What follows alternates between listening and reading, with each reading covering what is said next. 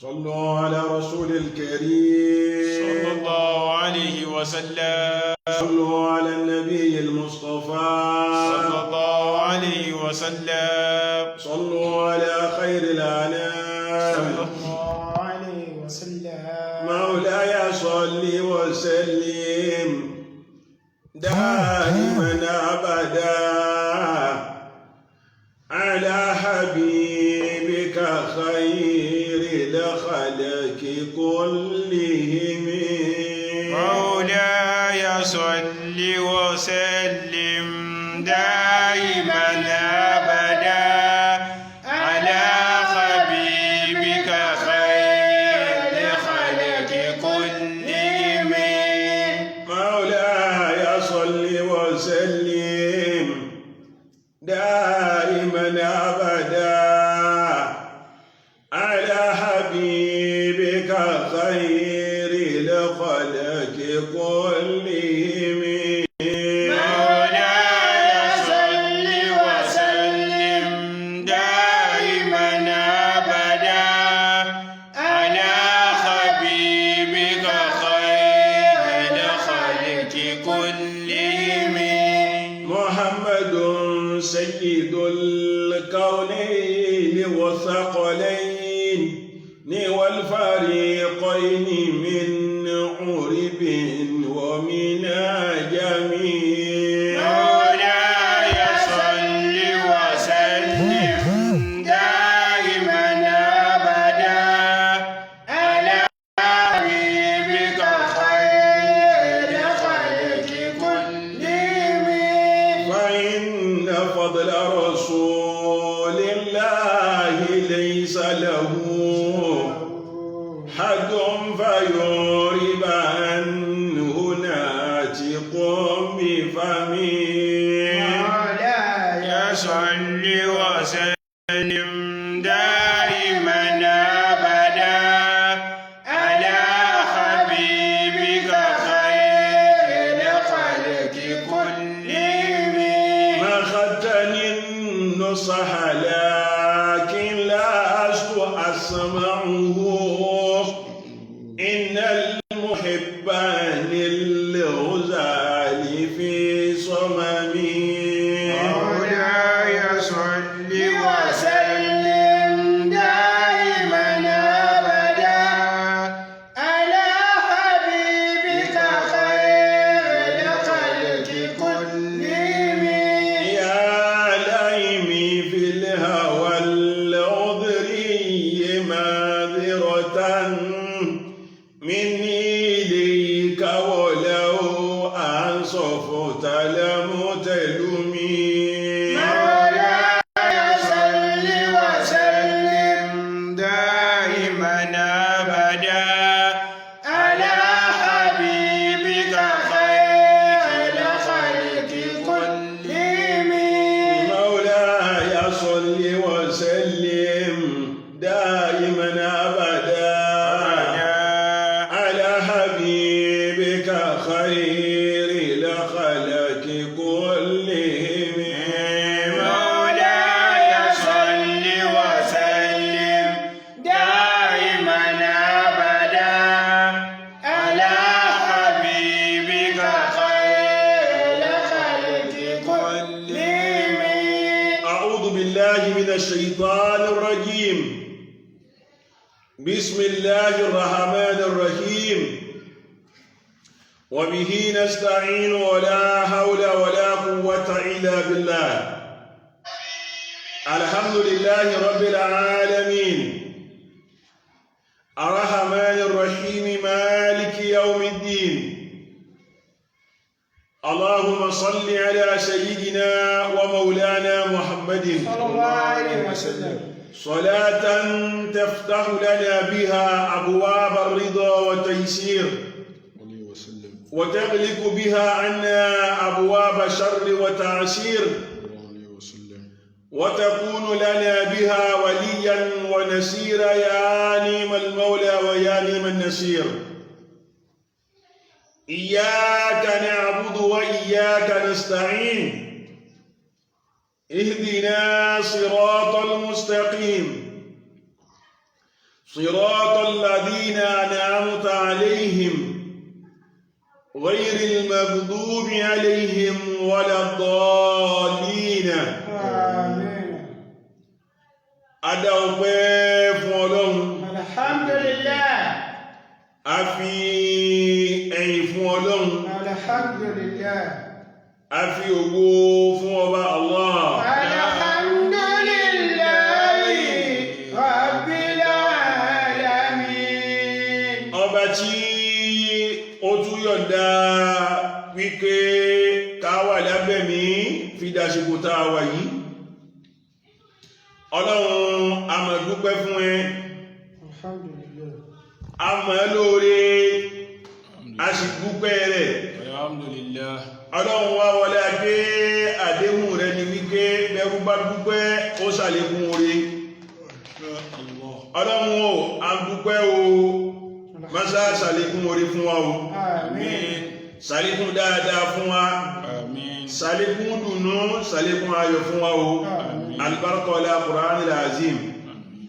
Atọrọ àlékún ìkẹ́, àlékún ìgẹ̀ fún olórí ayé Ànábì Muhammad. Sallallahu alayhi wa sallam. Ànábì tí Ọlọ́run ọba ránṣẹ́ tó wá jíṣẹ́ ìsìláàmù fún wa. Insha Allah.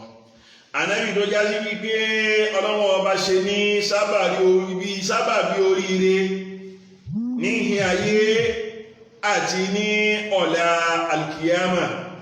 Allah. Ọlọ́run bá wa kí Ànábì. Ọlọ́run bá wa kí Ànábì. Àwọn ará ilé, àwọn ìyàwó, àwọn sọ̀hábà àtàwọn ọmọ Ànábì Ọlọ́run bá ní bùkún ọ̀la alkiyama wọn. Àmín. Ìkẹ́ yìí Ọlọ́run dákun bá wa san kan gbogbo àwọn àlùfáà wa àgbààgbà tí wọ́n sí mọ́. Ọlọ́run o, máṣá bá wa bùkún ọ̀la alkiyama wọn. Àmín. Gbogbo àwọn àlùfáà wa àgbà tí wọ́n ṣẹ́kù láti olú àgbà jìfìdélẹ̀ gẹ́nẹ́ Ọlọ́run dákun sáájà rí wọn pẹ́. Àmín. Ọlọ́run já rí wọn jìnà ó. Àmín. Ilé wọn Ọlọ́run yóò rójú ọ̀nà wọn Ọlọ́run dákun sáájà ó gbáyé. Bí Àmín. alfila haula. Wala quwwata illa billahi al-aliyyil azim. Àwọn afọlọ́ Ọlọ́run bẹ̀ lọ́wọ́ ọba afọlá nẹ́bí bẹ̀. Atọrọ fáwọn bàbá wa, àwọn olùtọ́ wa, àwọn olùrẹ̀wà Samahatu Sheikh Maulana Alhaji Muhammad Hamid Ìgbàyí lọ́nà ìlàbẹ́gẹ́. Adama Allahu hayata Sheikh. Bàbá Walfagba, ẹ̀mí gígùn àlàáfíà Ọlọ́run dákun mọ́sá àbálẹ̀ fi ṣe sàárà fún wọn o. Àmín. Àpadà sí ibú, àpadà sí ibú Ọlọ́run yóò tọ́ sí wọn. Àmín. Gbogbo ohun tí wọ́n ní àti ohun tó ní wọ́n Ọlọ́run fọwọ́ bàjẹ́ kankan bẹ́ẹ̀. Àmín. Rabbana Rabbana Rabbani ula. Bàwá dá bàbá wa sí Haji Hamidu. Kọ́lá wọn máa parẹ́ kálẹ̀ mi gígùn. Kò ṣàlékún mímọ̀ wọn abẹ̀rẹ̀ Olúwa. Kò ṣàlékún àlàáfíà wọn abẹ̀rẹ̀ Olúwa. Ya Rabbana Rabbana Rabbani ula. Àmín. Bawada baba wasi Haji Hamidu. Kọ́lá wọn máa parẹ́ kálẹ̀ mi gígùn. Kò ṣàlékún mímọ̀ wọn abẹ̀rẹ̀ Olúwa. Kò ṣàlékún ìmánì wọn abẹ̀rẹ̀ Olúwa. Àmín. Rabbana Rabbana Rabbani ula. Múlá. Bàwá dá bàbá wa sí Haji Hamidu. Hamidu. Má ṣe jẹ́ kú parẹ́. Àmín. Má ṣe jẹ́ kú ṣẹ̀sín. Àmín. Má ṣe jẹ́ kú ṣègbè abẹ́rẹ́ Olúwa. Ya Rabbana Rabbana Rabbani ula. Bàwádà bàbá wasi Haji Hamidu. Kọ́lá wọn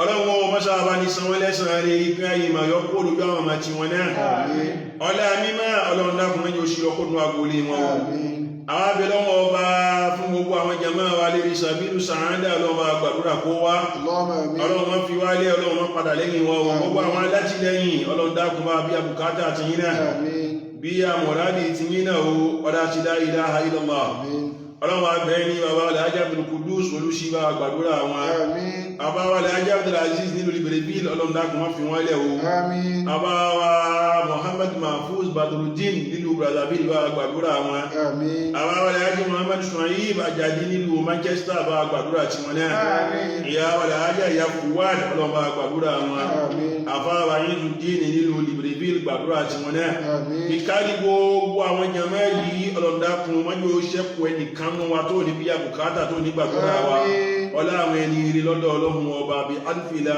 haula wala quwwata illa billahi al-aliyyil azim. a dúpẹ́ lọ́dọ̀ ọlọ́run alhamdulillah. àbábà Ashraf hayyakumullah.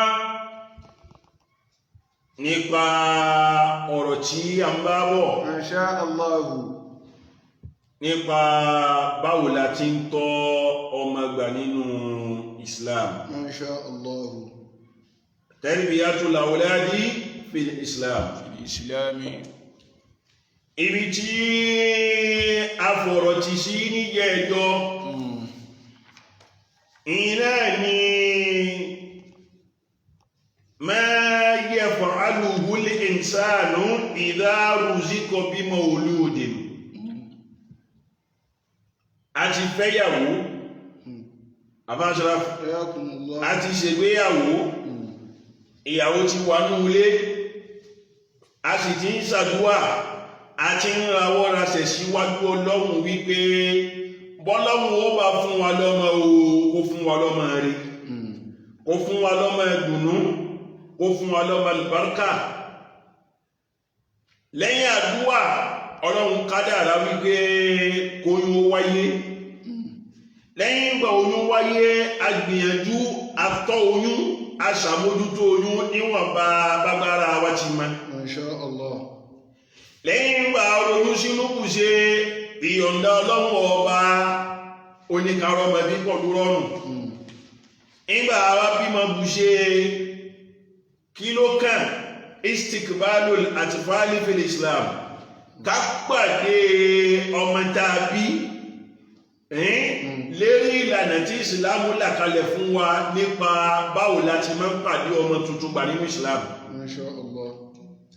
inú àwọn àgbésẹ̀ tí a gbọ́dọ̀ gbé lérí agbẹ́rin ni ara rẹ̀ ní kápẹ́ òun sọmọ náà létí àbáṣọ́ra tó ń tẹ̀lé mi. Masha Allah. bákan náà ká ṣe tàháníkù fọ́mọ yìí gbogbo àwọn ilé ilẹ̀ lásàlàyé yẹ ẹjọ́. Masha Allah. bó bá wá ń di ọjọ́ keje òǹkásíkẹ́ ẹjọ́ tá a bí ma arílásọ ọlẹ́ Ànábì Muhammad anábí kájákùn bí kó lọ́rùn ọmọ tí a bí èyí ní ká pa ẹran súnà ọmọ tá a bí lẹ́yìn eléyìí ni káwá fárí fọ́mọ tí a bí tá a bá fárí fọ́mọ bùṣe wọ́n yóò sá mọ́ káwá wo èyí tó dáa nínú orúkọ ká sọmọ náà. Masha Allah. ibi káwá sọmọ lórúkọ tó dáa ibẹ̀ náà làwá fọ́rọ̀ tì sí yẹ ẹjọ́. Masha Allah. ibẹ̀ náà làá padà tún gbé nírọ̀lẹ́ èdè ní pé a'udhu billahi minash shaytanir rajim. Bismillahir rahmanir rahim. Ya ayyuhalladhina amanu qu anfusakum wa ahlikum nara. أعوذ بالله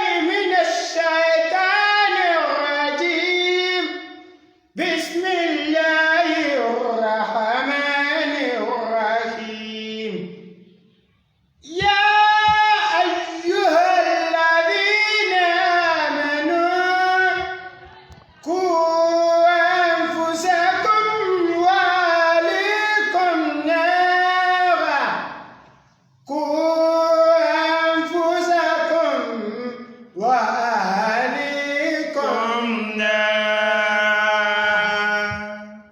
àwọn àfáà sọ wípé lérí ọ̀rọ̀ àsọmọ lórúkọ àní sọmọ lórúkọ ọ̀jọ̀gbọ́n sọ wípé walil banina huququn la tudayyi'uha halun karimun wa ismun ghayru mun'ajami. وللبنين حقوق لا تضايعها حال كريم واسم غير منعجم. àfáà sọ wípé lílbànínà ń bẹ fáwọn ọmọ kọ̀ọ̀kan tàbí sáyé o. وللبنين ọ̀rọ̀ ọmọ nípa wípé ọmọ wáyé ó wá kù ṣe nínú ọ̀rọ̀ tí ìmọ̀lẹ́ rí bẹ́ẹ̀. وللبنين àfáà sọ wípé ọmọ kọ̀ọ̀kan tàbí ń bẹ fún àwọn ọmọ náà lákàtà àwọn òbí wọn. حقوق تضايعها la tudayyi'uha. حقوق لا تضايعها ìhun tí ń jẹ́ ojúṣe òbí sákàtà ọmọ. àfáà sọ wípé àwọn ẹ̀tọ́ tí ń bẹ fáwọn ọmọ lọ́dọ̀ àwọn òbí la tudayyi'uha. حقوق لا ó yẹ تضايعها kí ìran òbí kọ̀ọ̀kan kó ṣàmójútó ẹ̀tọ́ yìí kó má yọ owó fún un. حال كريم واسم غير منعجم. àfáà sọ wípé inú ohun tó jẹ́ ẹ̀tọ́ táwọn ọmọ máa retí lọ́dọ̀ àwọn òbí wọn láti gbà halun karimun iná ni wípé òbí láti kọ́ ọmọ níṣesí tó dáa.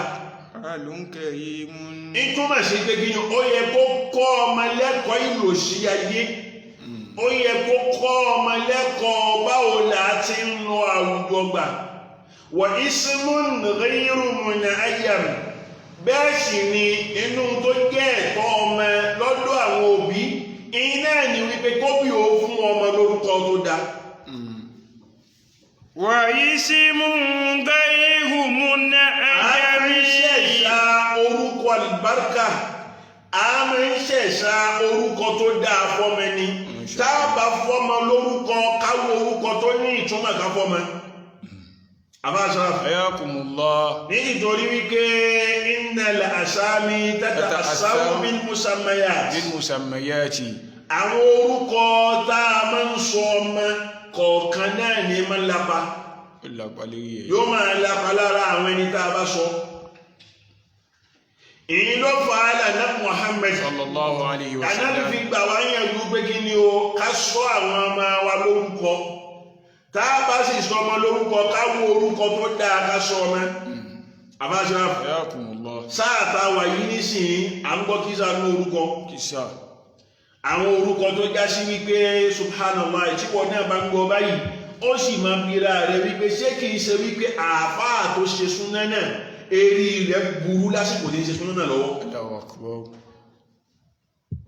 nítorí pé kí ni orúkọ kórúkọ kọ́ ó ti pọ̀ láyé lónìí táwọn èèyàn máa ń sọ. لا إله إلا الله. tẹ́ ẹ bá wá sọ fún wọn wípé ìjà àní sọ ọmọ yìí lábùrọ̀ àmánì àbáṣara حياكم ìmú الله. tó máa gbọ́ ni wípé orúkọ láyéláyé lè yẹn subhanallah كنتم تودين كان. ká sọ ọmọ yìí lábùrọ̀ lẹ́tífì àná orúkọ sí ẹ̀yẹn ká sọ lábùrọ̀ fàtáhì àfààná àlèsọ yẹn gbogbo yẹn ló ti mọ orúkọ yẹn orúkọ tó já sí wípé yóò jẹ tuntun létí àwọn èèyàn iná ni ó wù mí ká sọ.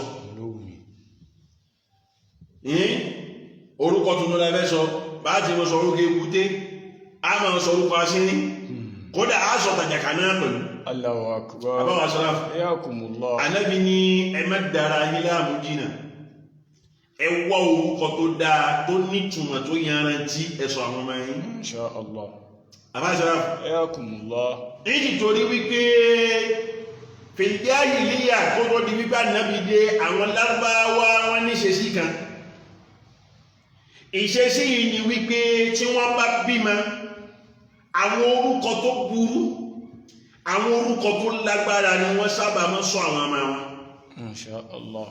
àbáṣá Ayakumullah. àwọn orúkọ búburú náà ni wọ́n máa ń sọ àwọn ọmọ wọn àwọn ẹni tó bá wá jẹ́ àwọn ọmọ ọ̀dọ̀ tí wọ́n bá gbà sọ́dọ̀ wọ́n á máa wá sọ àwọn lórúkọ dáadáa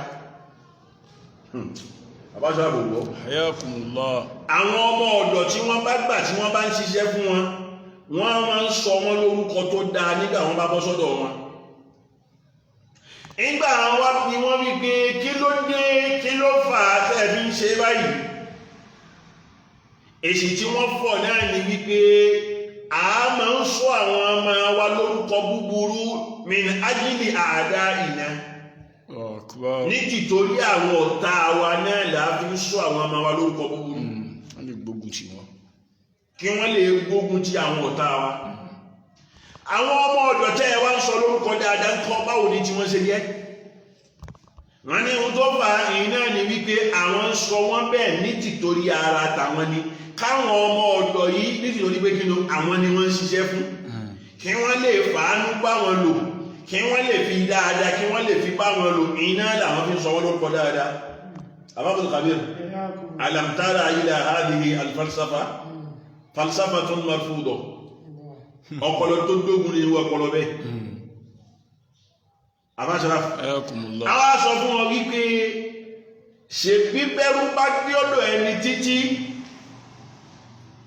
tó bá wáyé tán ẹrú ò padà dọ́mọ Insha Allah. ní túmọ̀ sí pé kí ni o àwọn ẹrú wa àwọn ẹrú tẹ̀ ń sọ lórúkọ dáadáa yìí wọ́n padà kú lọ́dọ̀ yín jọ́kan báwọn ẹrú bá lọ tán àwọn ẹni tí ó kúkú yín náà làwọn ọmọ ẹ̀yìn àwọn ọmọ náà lẹ́sìn ti sọ lórúkọ búburú yìí àwọn ẹ̀jẹ̀ ẹgbàlẹ́rú lánàá tẹ́ ẹ sọ lórúkọ dáadáa wọ́n máa wá lọ forúkọ náà fi wúlò fáwọn tó ní wọn ni àwọn tí ń tẹ́ ẹ sọ lórúkọ búburú yìí kò sẹ́ni tí wọ́n fi hàn léèmọ̀ yàtọ̀ sẹ́yìn náà tẹ́ ẹ sọ wọn. Insha Allah. Abdul Kabir ẹ wòye sí ni àwọn ọmọ tẹ́yìn sọ lórúkọ búburú nítorí àwọn ọ̀tá yín ni wọ́n á ní padà dojúkọ tá mọ́ ẹ̀yin náà ni wọ́n padà dojúkọ ni wọ́n sì mọ lórúkọ náà fún. Masha Allah. Ànábì wa sọ wípé bó bá wá dà bẹ́ẹ̀ o ẹ sọ àwọn ọmọ lórúkọ tó dáa Lórúkọ tó dáa. ẹ sọ àwọn ọmọ lórúkọ tó nítumọ̀ gidi Insha Allah. ẹ sọ àwọn ọmọ lórúkọ àlùbáríkà ní tìtorí ọjọ́ ọ̀la yín àtọjọ́ ọ̀la àwọn ọmọ náà ni. Masha Allah. èyí ló fà á nínú ohun tó tọ́ àti ohun tó yẹ fún gbogbo ìrìn ẹni tó bá yẹ bímọ tó fẹ́ tọ́ ọmọ ó yẹ kó sọ ọmọ lórúkọ tó dáa. Masha Allah. àbáṣọlá Ayakumullah. bákan náà inú ohun tó tún wà nílẹ̀ tó tún yẹ ká tún ṣe fáwọn ọmọ èyí náà ni alìkìtánù ká kọlà abẹ́ fáwọn ọmọ tí a bá bí èyí ni ká ṣe kí ni ká dákó fáwọn ọmọ wa. àwọn ọ̀kàbí rògbọ́ ká ṣe kí ni ká kọ́lẹ̀ abẹ́ fáwọn ọmọ inú ojúṣe àwọn òbí tó yẹ ká ṣe ńgbà tá a bá bímọ lérí agbọ́nrin pé afẹ́tọ́ ọmọ èyí náà ló wà. Insha Allah. ìgbésẹ̀ tó wá kàn lẹ́yìn àwọn eré wọ̀nyí èyí náà ni abdu'ahu lil awladi bis salahi ba'da wujudihim. àbáṣọ́lá Ayakumullah. ọlọ́run ti ní ká bímọ a ti gbìyànjú àwọn nǹkan tá a ṣàlàyé wọ̀nyí a ti gbìyànjú ẹ̀ ìhun tó wá tún kàn tó yẹ kóbi ó ṣe níbi títọ́ ọmọ yìí èyí náà ni wípé káwọn òbí máa wá ṣàdúrà fáwọn ọmọ náà bí sọ̀láhí ba'da wujudihim ọlọ́run ọba ò ti fún wa náà ó ti ṣe wọ́n lọ́mọ náà ó ti fi wọ́n ta wá lọ́rẹ ọlọ́run ò bá wa wò wọ́n o ọlọ́run bá wa dá wọn sí o ṣe wọ́n lọ́mọ tí ń gbọ́ ti ìyá ṣe wọ́n lọ́mọ tí ń gbọ́ ti bàbá ṣe wọ́n lọ́mọ tó já sí wípé ẹ̀kọ́ tá a bá kọ́ yóò máa gbẹ̀kọ́ ṣe wọ́n lárí dunú ṣe wọ́n ní tutù ojú fún wa má ṣe wọ́n láwọn ọmọ táàrí tá a bú sẹ́kún. Insha Allah. àbáwọn lọ́ra bí ẹ̀ náà ni ihun tó tọ́ àti ihun tó yẹ kó mi fi pẹ̀lú ìpele tá a wílẹ̀ ẹ̀ka yìí. Insha Allah. ọgọ́ waqad kana al-anbiya'u yahtimuna bidhalik níjì torí pé kí ni àrí àkọọ́lẹ̀ ohun tá a sọ yìí kéèyàn máa ṣàdúrà fọ́mọ arákọọ́lẹ̀ rẹ̀ nínú òṣìṣẹ́ àwọn ànábì ọlọ́wọ́ ọba bẹ́ẹ̀ bá lọ wọ ànábì Ibrahim ànábì Ibrahim ní máa ń tọrọ wípé wajnubni wa baniya an na'budal asnama ó lè rí mẹ́ pascal glory àbáṣà Ibrahim àmọ́ tọrọ pé wajnubni wa baniya an na'budal asnama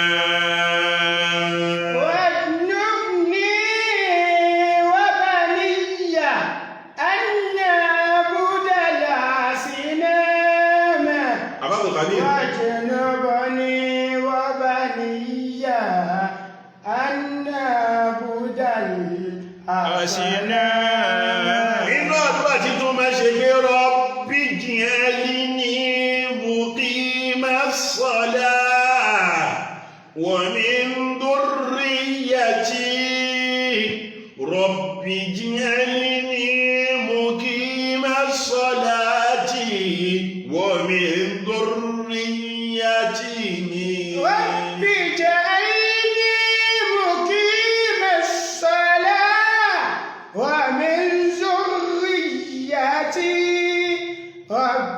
اجعلني مقيم الصلاة ومن ذريتي.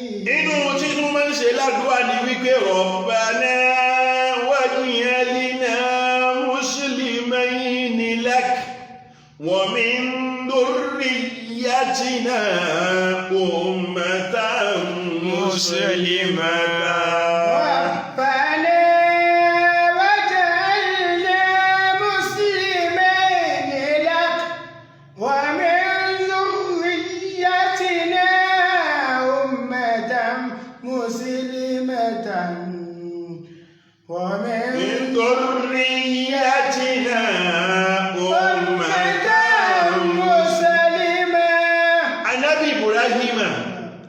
Salam. Ìmọ̀ ń tọrọ pé Rabbi ìrọlọ́wọ́ ọba mi ij'alni muqimas salati.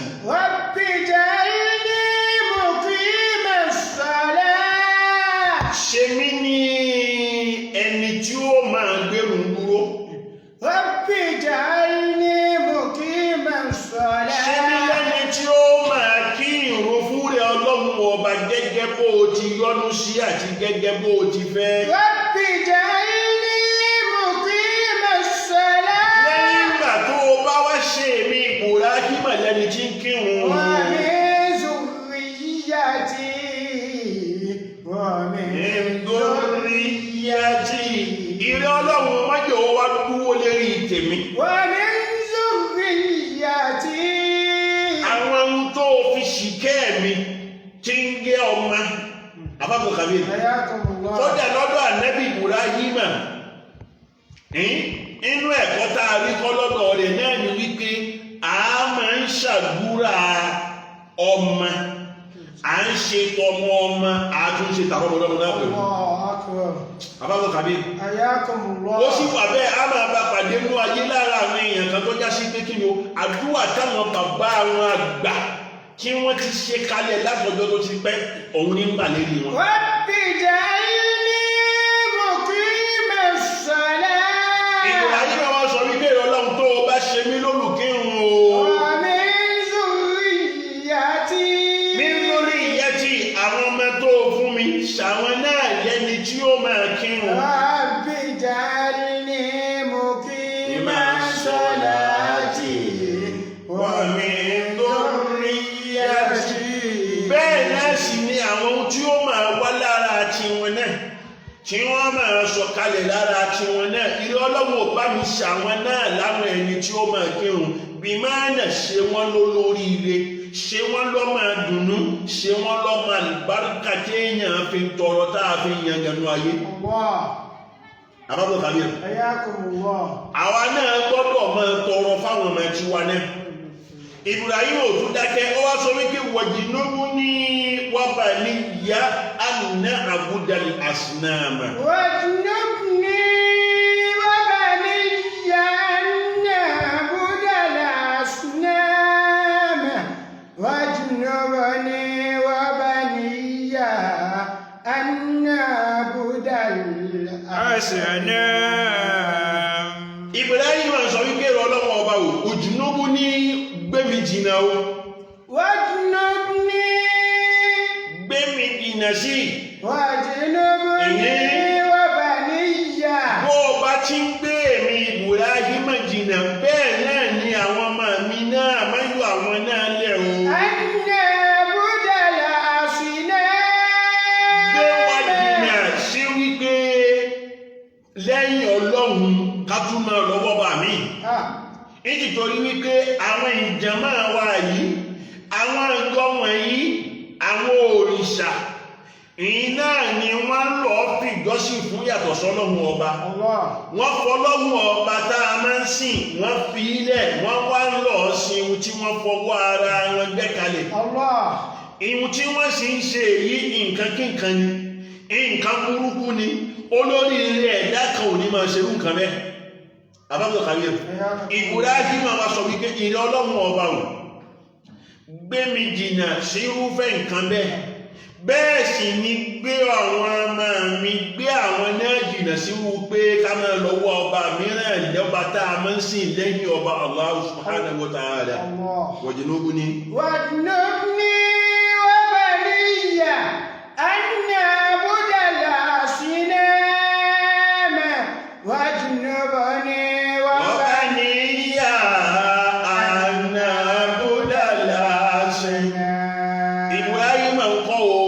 ṣàdúwà bẹ́ẹ̀ ní sí ṣàdúwà fáwọn ọmọ rẹ̀ náà pẹ̀lú àbábọ̀ kàbír inú àdúrà tí Ibrahim tún ṣe Rabbana waj'alna muslimayni laka wa min dhurriyyatina ummatan muslimatan. Rabbana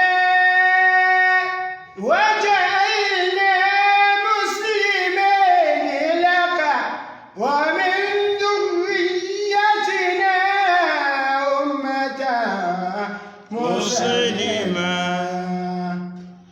Ibrahim ìtún tọrọ wípé ìrẹ́ ọlọ́run ọba ò Rabbana mo pè é ní o Rabbana ìwọ ọmọ ọba tí ma ń gbọ́ ìpè ẹrú lásìkò tí bá ń pè ẹ́ Rabbana ó ní ìrẹ́ ọlọ́run ọba mi o waj'alna muslimayni laka àtẹ̀mí àti Ismaila tí ń sọmọ mi mo bẹ̀ ẹ́ ní ọlọ́run ọba òṣàwá méjèèjì yín ẹni tí ń gbàfà tí ń juwọ́jú sẹ́lẹ̀ fún rẹ̀ ọlọ́run. waj'alna muslimayni laka. ṣé wá ló lóríire nínú ayé. wa min dhurriyyatina. bẹ́ẹ̀ sì ni àwọn tí ó máa jáde lára wa àwọn tí ó máa wá lára wa ilé ọlọ́run ọba òṣàwọn náà ní ẹni tí ó gbà Islam ṣe wọ́n láwọn ọmọ rẹ̀ ṣe wọ́n láwọn ọmọ dùnú ṣe wọ́n láwọn ọmọ àlùbáríkà ọ̀gọ́ Ibrahim ńkọ́ o ìmọ̀ ń tọrọ bẹ́ẹ̀ lọ́dọ̀ ọlọ́run ọba wa hadha dalilu ala du'ai bis-salahi lil-awladi ba'da wujudihim. àwọn àbír eléyìí tọ́ka sí wípé bá a bá bímọ a máa ń ṣàdúrà fáwọn ọmọ tá a bí ni a ní sọ wípé a ti bí wọn náà òwúṣe náà nìyí a máa ń ṣàdúrà fún wọn ni bọ́ ọba tún wọ lọ́dọ̀ ànábì Zakariya òun sọ pé Rabbi habli min ladunka dhurriyatan tayyibatan innaka sami'u du'a. Rabbi habli min ladunka dhurriyatan إنك سميع الدعاء. Ànábì Zakariya عليه الصلاة والسلام. ìrun náà ṣàdúrà wípé ilé Ọlọ́run ọba wọn رب هب لي ọmọ tó bá fún mi tó fẹ́ fún mi yìí ṣe ní zurriyatan tayyibatan ṣe lọ́mọ tó هب لي من لدنك ذرية طيبة ṣe lọ́mọ tó bá dáyé tí ó jẹ́ àwòkọ́ṣe nínú ayé ṣe lọ́mọ tó já sí wípé àwọn èèyàn ó máa fi tọrọ nínú ayé bẹ́ẹ̀ ni kójọ́ mọ̀ yóò jẹ́ هب لي من لدنك ذرية طيبة إنك سميع الدعاء. Zakariya ní Ọlọ́run ọba mọ̀ pé ẹni o إنك السميع الدعاء ìdílé lèyí tí mo ṣe yìí rẹ Ọlọ́run ọba إنك السميع wọ́n mọ̀ wípé kò الدعاء sẹ́nìkan tí máa ń gbọ́ ìdílé bẹ̀ẹ̀dá àyàfi rẹ Ọlọ́run ọba إنك السميع Ọlọ́run o mo ti الدعاء wá pè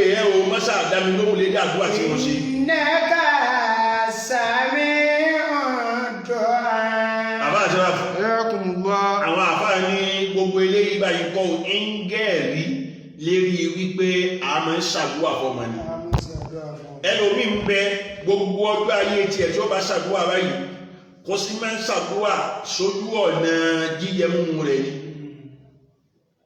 àwọn máa ń kọ́ gbogbo ọ̀nà tó ń ṣàdúrà yìí pé kó máa dá lóòótọ́ yóò máa dá gbogbo ohun tó bá kójọ báwọn ọmọ rẹ bá gbúra ò bá lọ lérí wọn gbogbo àwọn nǹkan wọ̀nyí kọ́ wọn á padà gbé ta lọ́jọ́ kan ni. رب هب لي من لدنك ذرية طيبة إنك سميع الدعاء. àbáwọ̀ aṣọ́ra حياكم الله. ìgbésẹ̀ tó tún kàn nínú títọ́ ọmọ Allah yunadiyahu bi alfazin ghayri tayyiba àbáwọ̀ kabir حياكم الله. tá a bá pe ọmọ ká má fi gbólóhùn tí ò dá àbí gbólóhùn tó já sí wípé ìtumọ̀ rẹ̀ ń kọ́ o kò mú dáadáa ní ká má fi pe àwọn ọmọ ká má fi tọ́ka sáwọn ọmọ wa kàyà gàbíyù káwà pé ọmọ ní gàbíyù àbí ká sọ wípé gàwíyù máa bọ̀ ń bí kìí ṣe tó dá tábà pé ọmọ ká pé lórúkọ rẹ̀ tó bá sì já sí pé bóyá gbólóhùn mí náà la fẹ́ fi pè ní ká fi gbólóhùn tó dá fi pé àbábọ̀ kàbí ẹ̀ káwà sọ wípé lásìlọ o àbí ṣìṣì láwọ̀ o sọ wípé kìí ṣe gbólóhùn dáadáa àbábọ̀ kàbí ẹ̀ àwọn àfáà sọ wípé inú iṣẹ́ tó wà fún wa lára títọ́ ọmọ ni nítorí wípé tá a bá ń fi gbólóhùn tí ò dá tá a bá fi ń pọ ọmọ yìí ó ṣeé ṣe kí gbólóhùn náà ń kọ́ òkú ọmọ ìlàpánú àlámọ̀rí rẹ̀ Al-Qur'ani náà sọ wípé kí ni wala tanabazu bil alqabi bi'sal ismul fusuq ba'da al-iman هذا الإيمان. tẹ́ẹ̀bà máa pèrà yín ẹ pèrà yín lórúkọ tó dáa ẹ má forúkọ tí ò nítumọ̀ àbórúkọ tó burú ẹ má fi pèrà yín irú àwọn èyí táwa náà máa ń bá pàdé nínú àwùjọ wa àbábọ̀ kàbí ẹni tí ń jẹ́ Abdul Kabir lápèjúwe a máa wá pè ní kébé àbí kébọ̀s kí ìṣe orúkọ tó dáa ẹni tí ń jẹ́ Abdul Rahmani Ramses àbí wọ́n tún ní èrègbè kí ń jẹ́ bẹ́ bí ìsàlẹ̀ ismul fuzuk àwọn orúkọ kórúkọ nìyẹn káwà náà wá bímọ láti kékeré ìwọ ọmọ tán sọ ní mutmainna lágbèjúwe ká máa wá pè ní mut àbáṣọ́lá kí ni tún wọ́n mut kú ní jẹ́ bẹ́ tọ́mọ náà bá wá ṣẹ́kún kọ́ àyíwọ́n tá pè mọ́ náà ló ṣiṣẹ́ yẹn tọ́wọ́ bẹ̀rẹ̀ sí ní máa dákú lẹ́mẹ̀wàá tí ń fi kéèkìrìsì lẹ́mẹ̀wàá Abdul Kabir àwọn àfáà sọ wípé àwọn ọmọ wa ká pè wọ́n lórúkọ tó dáa ká fi gbólóhùn tó dáa fi tọ́ka sí wọn. ọmọ tá a sọ ń kọ wíwú tẹ́ ń pè ń ga wíwú tọmọ wájú lé ibú.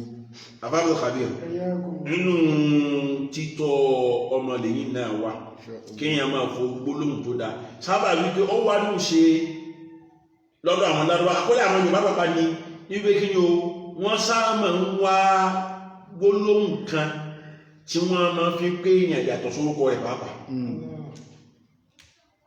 ó wá yẹ ká ṣọ́ra káwé èyí tó dáa káwé èyí tó nítumọ̀ àbábọ̀ kàbíyà. bákan náà inú ìgbésẹ̀ tó tún kàn تمكينه من أن يخالف الآخرين إذا لم يخشى عليه منهم àbábọ̀ kàbíyà. ó wá kú wípé ọmọ wa yóò máa jáde sábà wípé inú àwùjọ kan lábẹ́rẹ́ tọ́ tọ́lọ́run ò bá tí ìgbà wá láyé kó já sí pé àwa náà la kọ́lé káàdì tọ́ máa wá bóyá ilé mẹ́rẹ́ǹtì là wà àbí kó jẹ́ ilé ẹbí náà tó mọ̀ wípé ọmọ wa ó máa pàdé pẹ̀lú àwọn ọmọ mìíràn. àwọn àfáà wa sọ wípé inú tó yẹ ká ṣe fọ́mọ náà iná ni wípé tí ó bá máa lọ rò pọ̀pọ̀ máwọn ọmọ mìíràn ká rí àrídájú wípé àwọn ẹni tó fẹ́ rò pọ̀ mọ́ yìí ò kó gẹ́ àwọn ẹni tí wọ́n ń fi ìṣesí dáadáa fi tọ́. tó bá ti di wípé a bẹ̀rẹ̀ sí ní níyèméjì lérí títọ́ àwọn ẹni tó máa wá fẹ́ máa lọ rò pọ̀ mọ́ yìí àbí tó máa wá fẹ́ máa lọ bá ṣeré yìí àwọn àfáà sọ wípé attention. ká wá wọ̀rọ̀ pọ̀ ká fi ṣàdá ní tìtorí wípé tó bá ní wípé ọmọ yìí bá ti ń lọ ròpọ̀ mọ́ àwọn ẹni títí tọ́ wọn àbí ẹ̀kọ́ tí wọ́n fi ń kọ́ wọn bá ti níyèméjì nínú ẹ̀kọ́ táwa fẹ́ fi kọ́ ọmọ tiwa náà ń kọ́ ò yóò máa nira fún láti gbà gbogbo iṣẹ́ tá a bá wá ń ṣe ń kọ́ ò níbi ìròpọ̀ tí ń lọ ròpọ̀ máwọn ọmọ tó ń kọ́ ò nǹkan náà máa dàrú. àbábọ̀ kàbíyà. تمكينه من أن يخالط الآخرين إذا لم يخشى عليه منهم ká gbìyànjú ká ṣọ́ ọmọ wa níbi tó fẹ́ máa ṣẹ̀ṣẹ̀ sí ní tìtorí wípé àwọn Yorùbá sọ wípé láti kékeré náà ni mùsùlùmí ti ń kọ́ ọmọ rẹ̀ lásọ̀ iṣẹ́ tẹ́lifíà yìí àti kékeré ní pínísí báyìí náà láti bẹ̀rẹ̀ bọ́mọ nígbà tọ́mọ ti dáyé lẹ́kan náà báyìí náà láti bẹ̀rẹ̀ rẹ̀ ní tìtorí wípé bá a bá lọ bẹ̀rẹ̀ rẹ̀ kékeré tá a bá lọ dágbà tá a lọ fọdún sí ọmọ yóò padà dépele kan tó já sí wípé kí ni yóò padà di ẹja gbígbẹ tí ó ṣe ká mọ́. gbogbo ohun tẹ́yìn bá sọ pé fẹ́ ṣe ní kọ́ ò kò ní rọ̀ yín lọ́rùn. àbáṣe èyí tó wá burú ni wípé kàkà tí ẹ fi wọ́n náà báyọ̀ dáadáa ní òpèsè ayé ọmọ yìí á tún mọ̀ dákún ṣòro rẹ̀ ni ní tìtorí wípé tọ́mọ ò bá fẹ́ gbọ́ ohun tó bì í sọ òbí tí ò bá ní sùúrù tí ò bá ńlá faradà yóò bẹ̀rẹ̀ sí ní ṣépè. àbáṣe èpè yìí kò sẹ́nìkan tí ó padà kó bí ìsìbáyé ṣòbí náà. àbábọ̀ kàbíyà. ìyí ló fà á a gbọ́dọ̀ ti pínrín sí ìwà ìbẹ̀rẹ̀ tẹ́lifíà ni. àbábọ̀ kàbíyà. inú tó tún yẹ ká tún máa ṣe níbi títọ́ ọmọ yìí ádámù ihanatihi wa tahqirihi khususan amama ikhwatihi wa aqaribihi wal ajanib. àbábọ̀ kàbíyà. ọmọ tá a fẹ́ tọ́ inú tó yẹ ká máa ṣe níbi títọ́ rẹ̀ ìyí náà ni wípé a gbọ́dọ̀ máa yẹ̀yẹ́ ọmọ náà. a gbọ́dọ̀ ṣe kí ni a gbọ́dọ̀ yẹ̀yẹ́ a gbọ́dọ̀ máa yẹpẹrẹ rẹ̀ pàápàá jùlọ níwájú àwọn ẹni tó bá jẹ́ àwọn ọmọ alábẹ́ pípọ̀ rẹ̀ àwọn ẹni tá a bá jọ gbéra wọn a gbọ́dọ̀ máa yẹpẹrẹ ìṣòṣùgbọ́n wọn kódà bí wọn ṣe bí a gbọ́dọ̀ yẹpẹrẹ rẹ̀ ó yẹ ká máa jẹ́ kóhun náà mọ̀ wípé nǹkan lòun òun náà tó yẹ kó máa san tí ara rẹ̀ wípé òun náà ní esteem lọ́dọ̀ àwọn èèyàn ìmáàlẹ̀ pé kí ni o àṣẹ òun náà òun rí bákan nú ẹ̀mí àwọn òbí tòun orúkọ tá a bá sọ ọmọ wa bẹ́ẹ̀ náà lára yóò fi bá wa gbé àwọn àbá wa sọ wípé tá a bá tọ́ ọmọ a gbọ́dọ̀ ọmọ yẹ̀yẹ́ ọmọ wa àgbọ́dọ̀ mọ yẹpẹrẹ rẹ̀ pàápàá jùlọ nígbà tó bá wà láàrin àwọn ìtajọ gbígbéra wọn àbí àwọn ọmọ tí wọ́n jọ gbé ní agbègbè àbí àwọn ẹlòmíì tí wọ́n bá wá sínú ọ̀dọ̀ wa tí wọ́n bá dọ̀ wa lágbo tí wọ́n bá wà mẹ́ńkọ́ àgbọ́dọ̀ yẹpẹrẹ ọmọ wa. ara mọ́ ọmọ ara bọ̀ sí róró àwa yẹ̀yẹ́ rẹ̀ subhanallah. ẹnu oníṣẹ́ tí ń bẹ lára títọ́ ọmọ nìyẹn.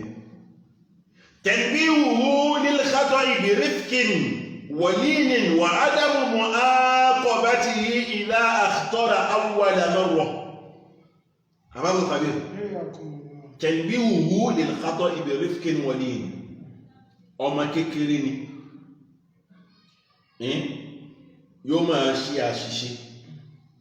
àwọn àfáà wa sọ wípé tá a bá tọ́ ọmọ lẹ́tọ̀ pẹ̀lú títọ́ tó dáa ó yẹ ká ta ọmọ náà jì níbi gbogbo ohun tó bá jẹ́ àṣìṣe àbí ohun tí ó bá jẹ́ àyídábọ̀ tó bá tọwọ́ rẹ̀ wá. tá a bá wá bá a wí àbí tá a bá ta jí nìkan o wọ́n sọ wípé ká ṣe pẹ̀lú gbólóhùn pẹ̀lẹ́pẹ̀lẹ́ ká má ṣe pẹ̀lú akọ ká ṣe pẹ̀lú rírọ̀ ká ṣe pẹ̀lú pẹ̀lẹ́pẹ̀lẹ́. àbábọ̀ kàbírù lápẹ̀ ìwúwe nígbà agbómi ṣe rí tábìlì tọ́mọ náà wá fàṣìṣe tó fi dámi náà nù lẹ́kàn náà báyìí bàbá pàtí bàbá fẹ́ dáhùn ó ṣe rí ó gbádùn ní lẹ́kàn náà ìgbádùn gbáhùn subhanallah àfà wọ́n láàgbọ́dọ̀ ṣe bẹ́ẹ̀.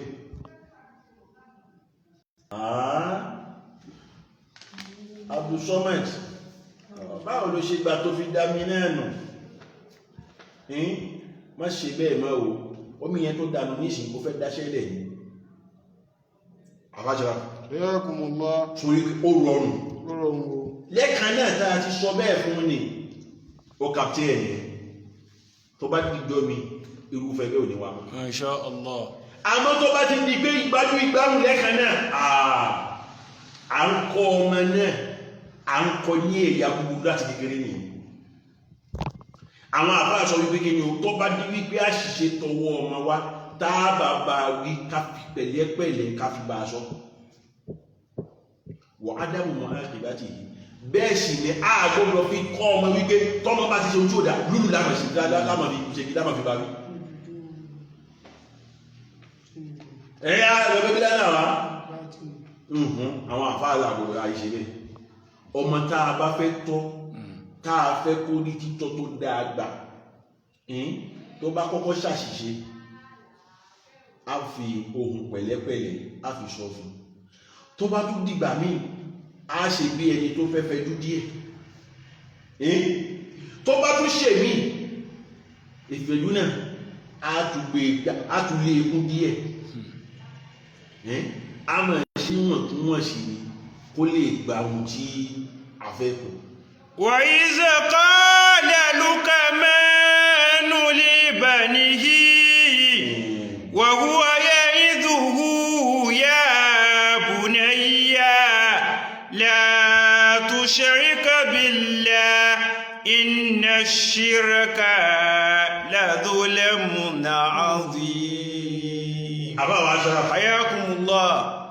gbogbo ìrìn ẹni tí ó bá tọ́ ọmọ fi ń kó ní ìyáwó ni bá a bá lọ́rọ̀ àdára lọ sára Ànábì Lukman àbá àpàdé mẹ́. Insha Allah.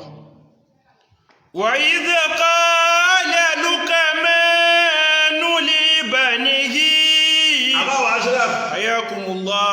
ká tó tún wá dọ́dọ̀ Lukman inú tó tún yẹ kó bí ó fi tọ́ ọmọ Insha Allah. òbí tó fẹ́ tọ́ ọmọ inú tó tún yẹ kó ní ìgbésẹ̀ al-i'tidadu fi mahabbati al-awlad. àbájọ́ حياكم الله. ìran òbí ó yẹ ká ṣọ́mú tó sì ká ṣọ́lá káyì nípa pé ó yẹ ká ṣe déédé níbi ìfẹ́ àwọn ọmọ wa. Insha Allah. àbájọ́ tàbí abímọ méjì àbí mẹ́ta lóòótọ́ yín máa wá ọmọ kọ̀ọ̀kan pẹ̀lú àyè rẹ̀ nínú ẹ̀mí òbí ni. Insha Allah. yóò máa wáyé tóbi ó nífẹ̀ẹ́ sọmọ àkàndù kan lọ. àwọn àfáà wa sọ wípé báwo yóò kí fẹ́ ọmọ kan ó máa pa wá tó a gbọ́dọ̀ gbé sójú a gbọ́dọ̀ ṣàfihàn rẹ̀ káwọn ọmọ tó kù wá rí pé bàbá wa ó fẹ́ràn lágbájá jù wá lọ. Insha Allah. bàbá mi kàbí ẹ̀. Hayyakumullah. al-i'tidal lóòótọ́ nínú ẹ̀mí yóò ju àwọn lọ àmọ́ lójú ayé báyìí ká sa gbogbo agbára ká fi jẹ́ kí ìfẹ́ náà ó jẹ́ déédéé níwájú wọn. ní títorí wípé tó bá ti ń di wípé àwọn ọmọ kan ti ń rí àwọn kan wípé àwọn ni bàbá wa fẹ́ràn jù wàhálà ó ṣẹlẹ̀. Insha Allah. èyí náà kó máa jẹ́kọ̀ọ́ fún gbogbo àwa náà tá ń jẹ́ oníyàwó méjì mẹ́ta ká sọ ìfẹ́ tá a fẹ́ máa ní sáwọn ọmọ ẹni ní títorí wípé àwọn Yorùbá máa ń sọ gbólóhùn kan wípé ìyàwó tá a bá fẹ́ràn ọmọ rẹ̀ náà ń kọ́ ò a lè fẹ́hùn náà. Subhanallah. ṣé lóòótọ́ ni àfáàṣọ Hayyakumullah. yóò wá ní wípé àwọn ọmọ ìyàwó tọ̀hún ìyìn náà ló fẹ́ràn nítorí pé tí wọ́n bá sọ pé kankan ṣẹlẹ̀ lérí àwọn ọmọ ìyàwó tọ̀hún báyìí jẹ́ kan náà báyìí yóò ti sáré sí àmọ́ tẹ́ ẹ bá pè fáwọn ti bí kò ní yà sí èèyàn gbọ́dọ̀ ṣe bẹ́ẹ̀. al-i'tidalu fi mahabbati al-awlad a gbọ́dọ̀ ṣe déédéé níbi ìfẹ́ àwọn ọmọ ẹni ní tìtorí wípé tá a bá lọ gbé fẹ́ ẹni àwọn nǹkan sójú ju àwọn nǹkan lọ fúnra wa náà la fẹ́ da ìdílé wa rú àbáṣọra kódà látara ń tá a bá ṣe ní àfàìmọ̀ kí wọ́n má padà fi igi ọ̀la nílé wa ń kọ́ o igi ọ̀la dílé wa ká má fi dáná. afáàbọ̀ kàbí lọ́wọ́ sọ́ọ̀tù Yusuf kí ló fàdà mú kí ló fa wàhálà láàrin Yusuf àtàwọn ọmọ bàbá rẹ̀ ìgbà Yusufu tó sọ fún bàbá rẹ̀ ìní ìbẹ̀rẹ̀ sọ́ọ̀tù Yusuf rẹ̀ ni. Masha Allah. ألف لام را تلك آيات الكتاب المبين إنا أنزلناه قرآنا عربيا لعلكم تاكلون نحن نقص عليك أحسن القصص بما هذا القرآن وإن كنت من قبله لمن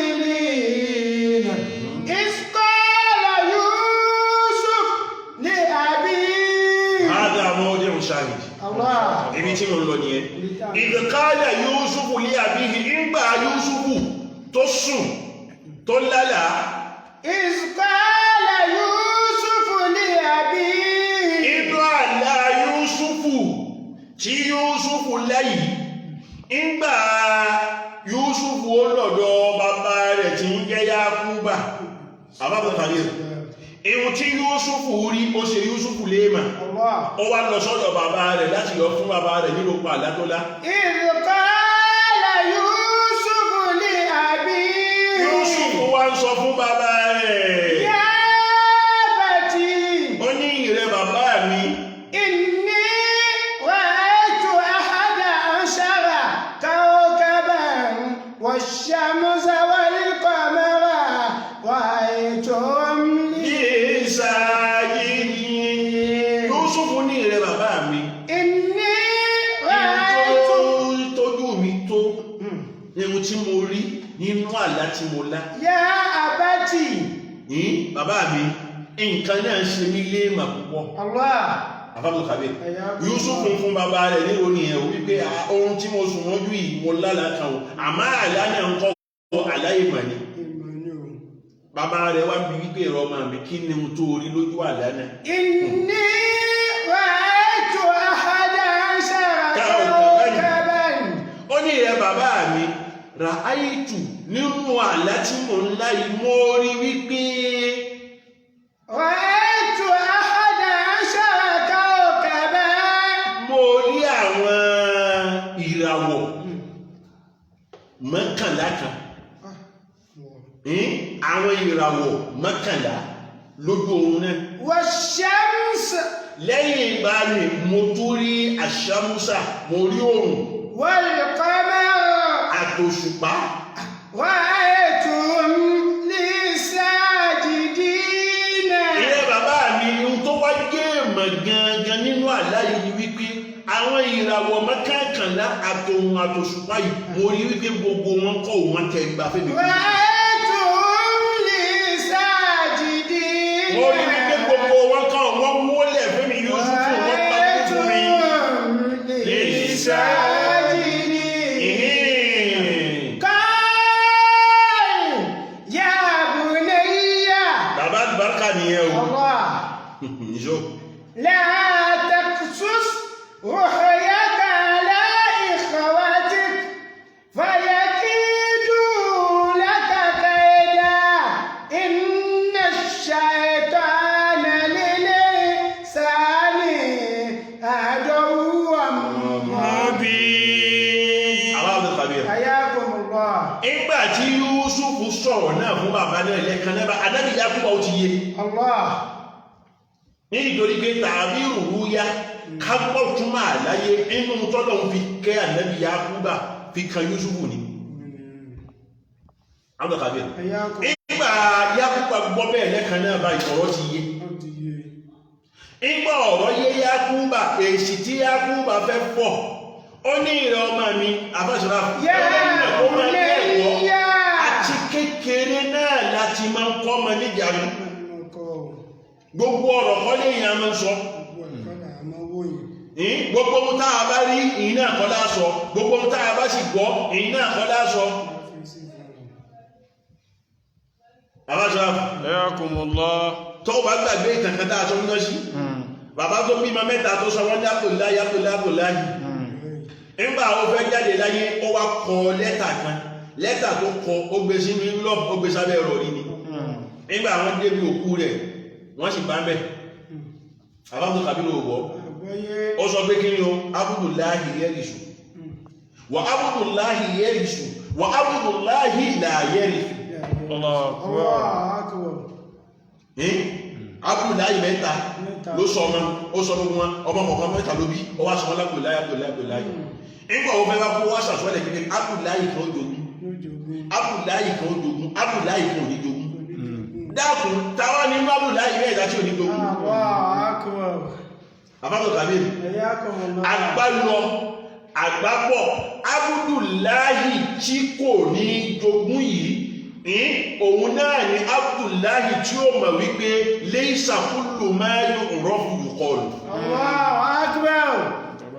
ọ̀gọ́ wa laysa kullu ma yuqalu hana waqtuhu wa laysa kullu ma hana waqtuhu hadara aluhu wa laysa kullu ma hadara aluhu yuqalu àbábọ̀ kàbíyà حياكم الله. ẹ̀kọ́ lè yẹn náà èyàn máa ń kọ́ àwọn ọmọ ògbọ́dọ̀ máa ti kékeré ṣẹnu lébélébélébélébé káínú rẹ̀ wá mú Yorùbá sọ wípé ọmọ tí ó bá mú láti kékeré ẹni ó ti ṣámúṣámú Ànábì Yúsúfù ní tẹ́lú bá ti ń ṣe ṣámúṣámú ẹ̀yin náà máa palẹ̀ máa mú sí àtọ́fẹ́lọ́gbé wálé fún ìpẹ̀lẹ́nu Ànábì Yúsúfù Ànábì Yakub sọ fún Yúsúfù ó ti mọ bí ó ti mọ ohun tí ń ṣẹlẹ̀ lẹ́ẹ̀kan náà ó ní ìrẹ̀ Yúsúfù o يا بني wá o ṣó tí ìsọ aláìfẹ́ nìkan kó tó dọ́dọ̀ mi Yúsúfù ní ìsọfẹ́ nìkan ẹ̀yìn làkọ́kọ́ wájú ó jẹ́ mi làkọ́kọ́ kó sì tún jẹ́ mi náà nìgbẹ̀yìn لا تقصص رؤياك على إخواتك. Yúsúfù ihun tó rí lójú àlá yìí má mú dé tí ìgbọ́ ọ̀kan nú àwọn tí wọ́n ń jẹ́ ẹ̀gbọ́n àtàbúrò rẹ̀ لا تقصص رؤياك على إخواتك فيكيدوا لك كيدا. má rọ àlá yìí má rọ fẹ́ nìkan mọ́ jẹ́ o máa lérí èmi nìkan tó ti rọ fún yìí فيكيدوا لك كيدا. ní tìtorí wípé tó o bá fi lè lọ́rọ̀ àlá yìí fẹ́ nìkan nínú àwọn ọmọ tí wọ́n ẹjọ́ ń gé ọmọ èmi Yakuba fáyẹ̀ kí ibu àṣetánì lágbára o فيكيدوا لك كيدا. إن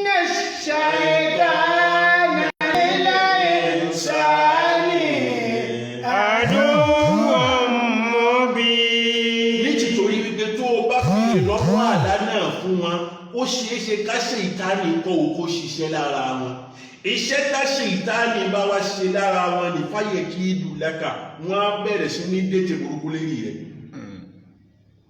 àbábọ̀ kàbí Yusufu Yakubu sọ̀dí ọ̀rọ̀ náà fún Yusufu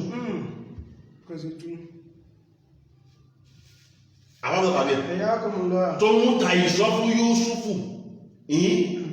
ìfẹ́ Yusufu ó hàn lórí ànábì Yakubu àbábọ̀ kàbí rọ̀ ìfẹ́ Yusufu ó hàn lójú Yakubu sáwọn ọmọ tó kù làwọn náà fi sọ wípé inna Yusufa wa akharu la ahabbu inda abina kìníkà kò sọ́nù ọgbọ́ ìgbà Ànábì Yusufu tó wá ní wípé ìfẹ́ àti bọ́lọ́run ṣe ṣe Yusufu ní ẹ̀mí Yakubu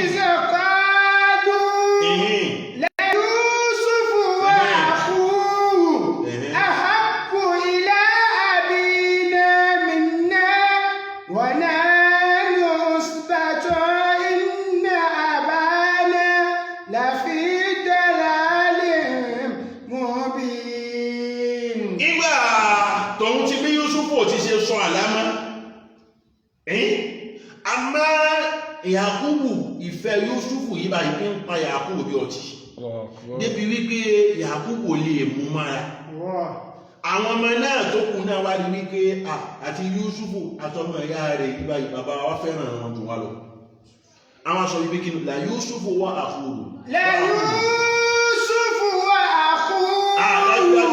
Yusufu yìí àtọmọ ìyá rẹ̀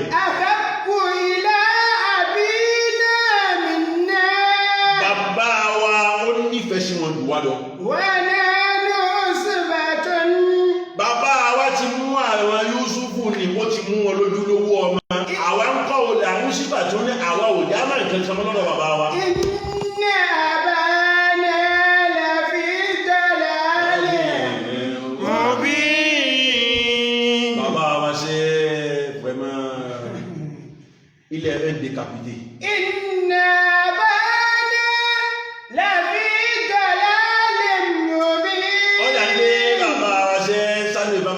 Inna abana lafi dalalin mubin. Ayakumullah. Àgbálọ àgbábọ̀ wọ́n padà ṣe Yusufu lọ́ṣẹ́. Àfáṣẹ́ ayakumullah ọ̀rọ̀ Yusufu padà wá ní bó ti padà wá ní tó padà já sọ pé àbíbí ẹ̀kọ́ àwọn tí wá nísìn àwa ò tí ìmọ̀ bí ó ti rí tó bá wá di wípé ẹ bẹ̀rẹ̀ sí ní máa lọ fọmọ kan fi kẹ́kàn pápálù lọ nínú ilé tí wọ́n bá ti gbé ń ṣorogún bàbá gbọ́dọ̀ ṣe làákàyè èyí náà làwọn fi sọ wípé kí ni o béèyàn ó bá fẹ́ ìyàwó méjì ó yẹ kó dé ní làákàyè méjì lẹ́kan náà àbí làákàyè púpọ̀ sábà wípé òun ni ó mọ làákàyè tí ó máa fi zuwe káàtì láàrin wọn bí ó bá sílẹ̀ àwọn obìnrin wọ́n ṣe tán láti dá nǹkan ó máa lọ́wọ́ ni bí kì bá sì bàjẹ́ tán tó nídìí wọn ni máa ń dá.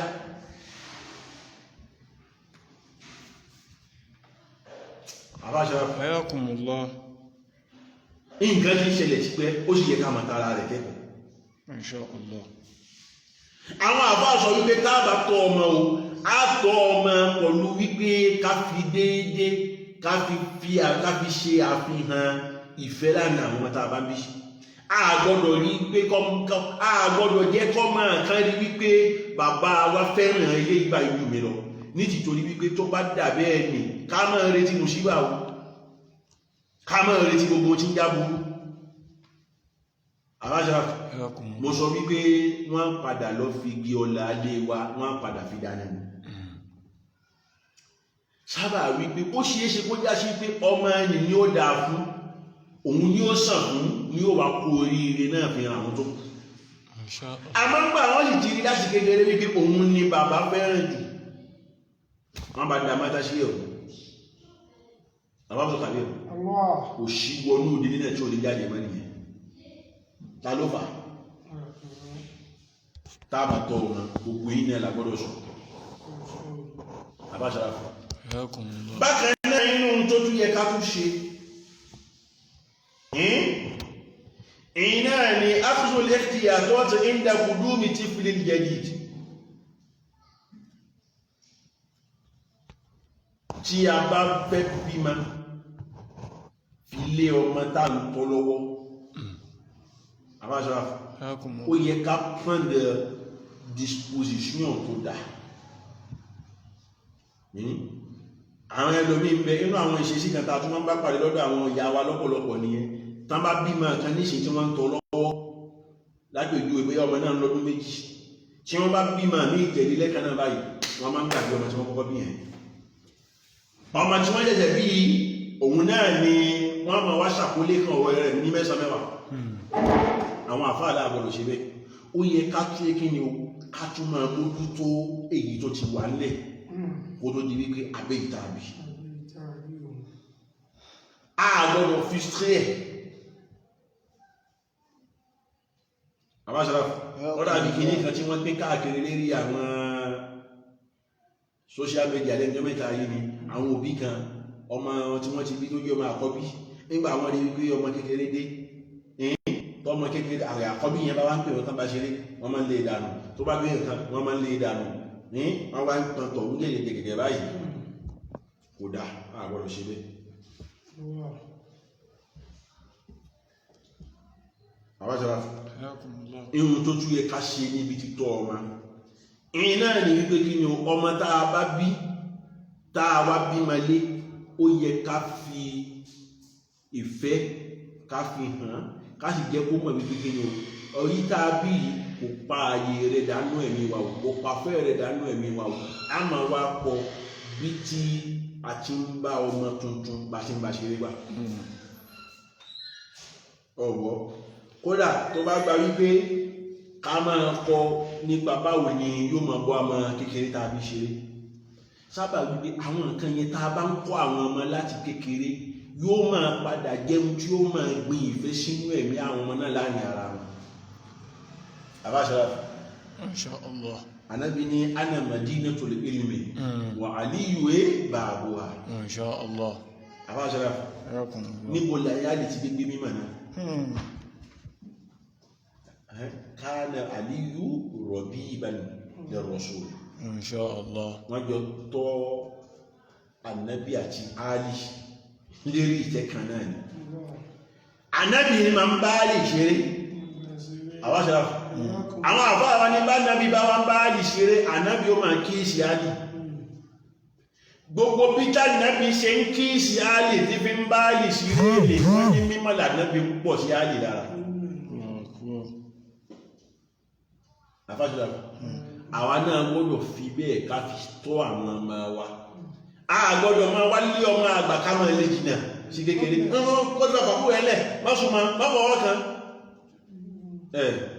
a ń kọ́ wọn lóró síra wọn díẹ̀ nìyẹn sábà rí pé kí wo àwọn táwọn ọmọ máa rí láti kékeré ni wọ́n máa ṣe kí ni wọ́n máa hasọpọlọ nìyẹn ń dúró nú ẹ̀mí wọn nìyẹn tó bá wá dọjọ́ wájú àwọn nǹkan yìí kọ́ yóò padà wá gbéra lára wọn tó bá wá dá wá dàbẹ́ nǹkan ara wọn ò ní gbà máa ohun tí ó sì ní máa ṣẹlẹ̀ àwa nílé ìka wọn ní iye rẹ̀ kù. àbá àṣírà ibi tá a dúró sí tahqiqul adli bayna al-awlad káwá ṣe kí ni o káwá ṣe déédé láàrin àwọn ọmọ ọ̀kan òjù kan Yorùbá sọ wípé ìbí òjù bí bá a ti bẹ̀rù bẹ́ẹ̀ náà lábí ọmọ ó yẹ ká ṣe déédé tábà rán sọ fún wọn káàrán pọ̀lú déédé tábà fún wọn lóúnjẹ ká ṣe déédé mẹ́ gbogbo tábà ṣe o ká fi déédé sí ẹnìkan ò gbọ́dọ̀ san tí ara rẹ̀ lè ṣe ìdí àṣọ ní faransé ẹnìkan ò gbọ́dọ̀ wá rí wípé kí ni o wọn àtàmí kún àbí mi ìdámọ̀ nǹkan mi ìjọ kankan lójú wọn kò gbọ́dọ̀ díbẹ̀ ó yẹ ká ṣe déédé láàrin wa gbogbo àwọn nǹkan wọ̀nyí bá tí wọ́n yí nísìn lóòótọ́ nǹkan tó rọrùn ni àbí nǹkan tó fúyẹ́ ni àmọ́ta bá lọ wo nǹkan tó lágbára ni tó já sí pé kí ni o tó bá fi lè bọ́ níbi títọ́ ọmọ wàláhì aburú rẹ̀ lọ́jọ́ wájú ń kọ́ ò lágbára ó sì ṣòro àfi kọ́lọ́run kọ́ wa máa ń ṣe kọ́lọ́run kó fi rọ̀ wá lọ́rùn Amina. eléyìí ọ̀rọ̀ lè yí fún gbogbo àwọn bímọ táàbà tọ́ ọmọ nínú àwọn àgbéṣẹ̀ tó yẹ ká gbé ni ó tún kù gẹ́gẹ́ bí mo ti sọ ń gbàtà abẹ́rọ̀ ọ̀rọ̀ ibùdó tó fẹ̀ ni tó já sí pé kí ni a lè sọ tán a kàn sọ wọn bá tọ́lọ́wọ́ ọba bá ní kójú wa tó mẹ́ni owó yìí dáa bá wá sọ ọlọ́run dákun mọ́ṣáàjò ṣe jàmá ẹ̀ láǹfààní yóò ṣàwà náà láǹfààní ọlá ti tóbi lọ́dọ̀ ọlọ́run ọba gbogbo ẹni tí tọ́ ọmọ tọ́lọ́run ti fi ń rọ̀ lọ́rùn ọlọ́run dákun má yí padà sí ìṣòro fún wa o gbogbo ẹni tó tún kù lẹ́nu rẹ̀ náà ọlọ́run dákun mọ́ṣáàbá ṣe ní rọrùn gbogbo àwọn táàbì àtàwọn náà tá fẹ́ yàwó ọlọ́run dákun mọ́ṣáàjò rọrùn ọlọ́run tó ṣe é ṣe ọlá ti tóbi lọ́dọ̀ ọlọ́run ọba ọlá la hawla wala quwwata إلا بالله العلي العظيم. àti ṣe wá sí fọ́mà aráyé àti ṣe wá sí fọ́mà aráyé lọ́jọ́ táwọn àgbọ́ wá sí ìbáwọn àdíjẹ́ náà mẹ́ṣẹ́ wà láàfà tí ó ṣe wọ́n lọ mẹ́ṣẹ́ wà láàfà tí ó sì wọ́n lọ mẹ́ṣẹ́ wà láàfà tí ó sì wọ́n lọ. subhanakallah wa bihamdik nashhadu an la ilaha illa anta نستغفرك ونتوب إليك سبحان ربك رب العزة عما يصفون وسلام على المرسلين والحمد لله رب العالمين.